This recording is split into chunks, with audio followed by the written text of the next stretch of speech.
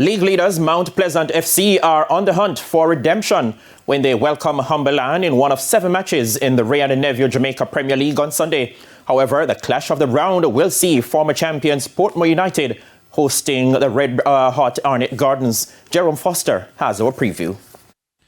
It's been a year to remember for Mount Pleasant after they clinched a first ever Premier League title in June. And the Theodore Whitmore coached team started like a house on fire this season, winning their first 6 matches.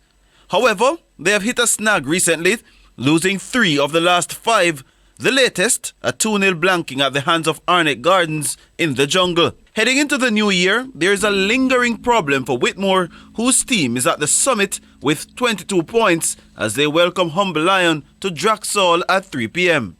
What have been a concern of lately is in the final third. If you look on our team now, our leading goal scorer is Bailey. So we're not finding the back of the net. I think this afternoon that was one of the areas that we fell short in. Arnett Gardens are finding their feet under the guidance of Xavier Gilbert. They have racked up 5 wins in the last 6 to be 1 point behind Mount Pleasant. They face Portmore United at Ferdinand Park at 3, who are also on 21 points and are on a 3-game winning streak. The real thing is to stay focused because, yes, it will build confidence, but you can't get overconfident. You still have to manage it. There's games coming. Celebrate the win tonight and back to the training pitch tomorrow. Business take care of on Sunday. Tivoli Gardens are second in the standings with 21 points, but are in front of Arnett Gardens and Portmore on goals scored. Tivoli have hit the back of the net 21 times so far to be the sharpest shooters in the league. To put it in context, they scored 29 last season and take on bottom of the table Limehall at 3 p.m. at the Tony Spalding Sports Complex. However, head coach Jerome Waite is focused on another aspect of the team. This one speaks volume. One of the good things, it's another clean sheet and we defend it stoutedly. There is still room for improvement. Today, the surface was wet, as you all see. But, in the end, we came out victors.